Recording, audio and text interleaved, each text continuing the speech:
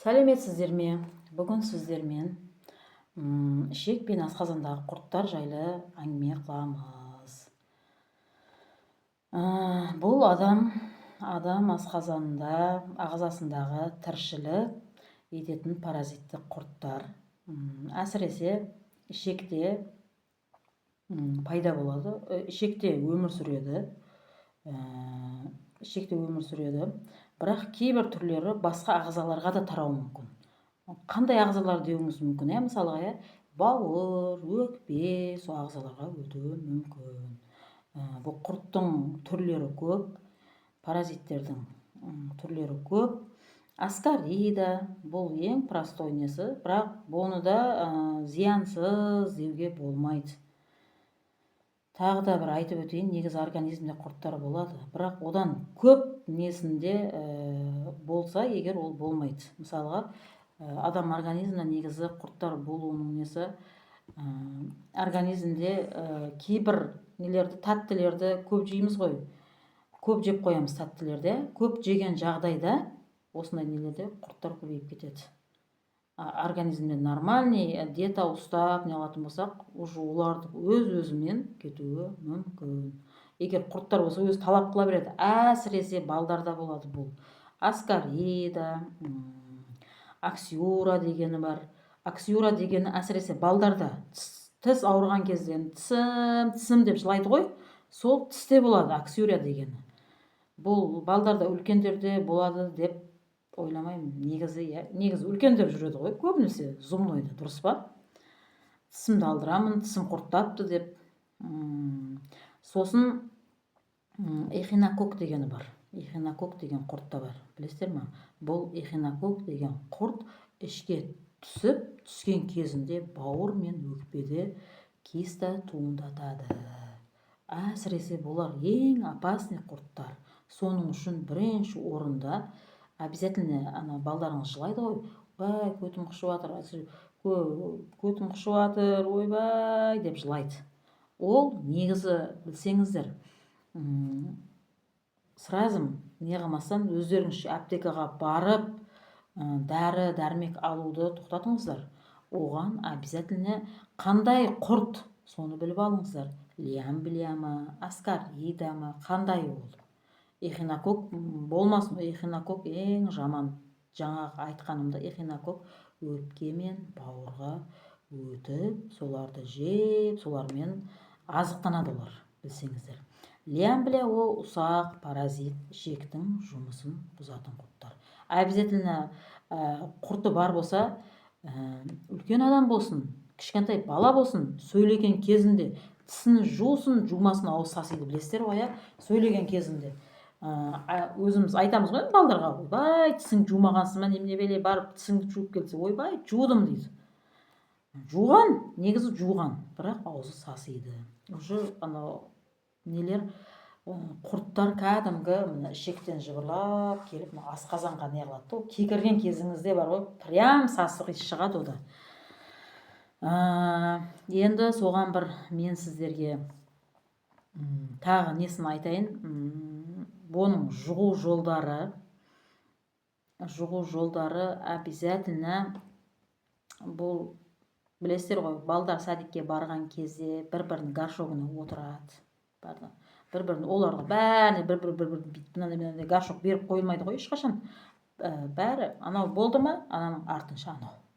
Бір балада болды ма, болды уже. Обязательно ана балаға да өтті деген сөз ол. Оны барып, луғылап, дезинфекциялап, ешкім жумайды ғой, дұрыс па?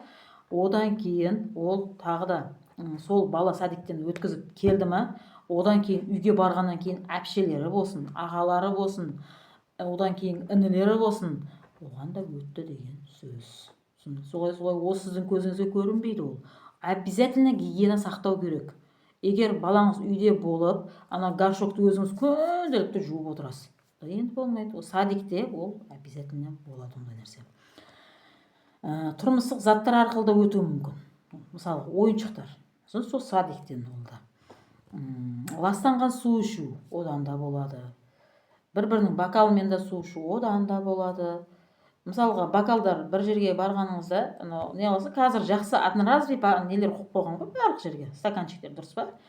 Көбінесе бір нелерге барып қалсаңыз, шөлдеп не қылсаңыз, мен неге барған кезде, Түркістанға бір зияратқа барған кезде анау не қойып қойғанда бокал, енді анау шөлдеп тұрмын, бірақ соны ішкім келіп жатыр да, одноразовый стакан ешқаяқта жоқ. Амалсыз іштім. Негізі сондай нелерден келіп шығады олар. Негізі дәрі-дәрмекпен емдеу керек. Жаңағы айтып өттім ғой сіздерге, обязательно дәрігерге көріну керек. Дәрігердің тағайындауымен дәрі-дәрмекті ішу керек. Көбінесе бұндай құрттармен күресудің жолдарының ең оңайы бірінші орында диета. Кейін мен сіздерге қазір бір не дайындаймын, кухняға барып, балдарға да өздеріңізге де дайындап ішсеңіздер болады. Кәдімгі асқазанды, ішек жолдарыны полный генеральный уборка жасаймыз. Дайынсыздар ма? Маған подписаться етіп, лайк басып, комментарий жазып өтіңіздер.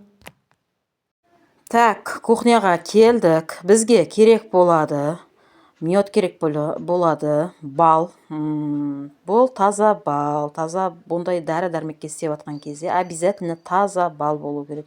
Бізге бұдан 100 грамдай керек болады. Сосын асқабақ дәндері керек болады. Асқабақ дәндерден бізге 100 грамдай керек болады. Менің мынау ыдысым 100 грамм шамасы. Сөйтіп саламыз 100 грамм. Бұл шамалы толмай қалды. Азғантай қолыммен қосып жіберемін.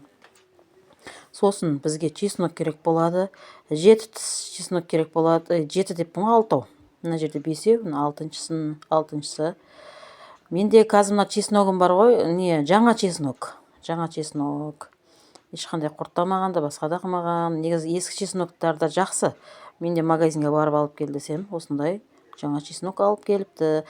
Қараңыз, сосын міне балды қараңыз. Осы 100 грамдай болады. Дәу қасық. Мына енді түсіруді айтыңыз енді. Түсіріп, осыны жаймен, осыны неғаламыз да блендермен істетеміз. Кейін бізге оливковое масло керек болады. 2 қасықтай керек болады. Тура осыны салдық. Енді кәдімгі блендермен дайындай берсек болады. Бұны тек қана балдар азанғы уақытта, не толқа балдарға, бұл азанғы уақытта үлкендерді, кіші балдар мен өзім балаға дайындап атқаннан кейін балдар деп сөйлеп атқаным ғой. Негізі кәдімгі неғыла береміз, дайындай береміз.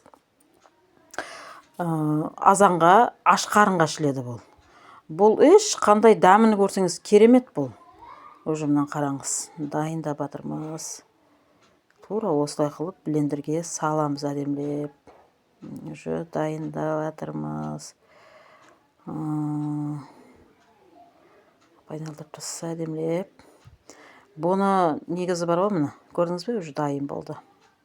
Қараңыз, қандай әдемі. Вообще жеп көрсеңіз бар ғой бұны. Класс, мен өзім бар ғой, жаман қатты жақсы көрем бұны. Асқазан, ішек жолдары полный генеральный уборка болады. Бір апта тоқтатпай берсеңіз, уже балаңыздың ішіндегі,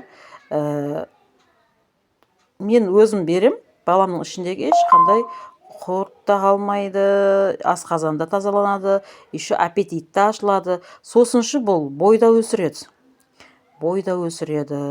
Әрі құртты емдейсіз, әрі баланың бойында өсіресіз. Ал сіздерге ас болсын, ем болсын. Сау болыңыз.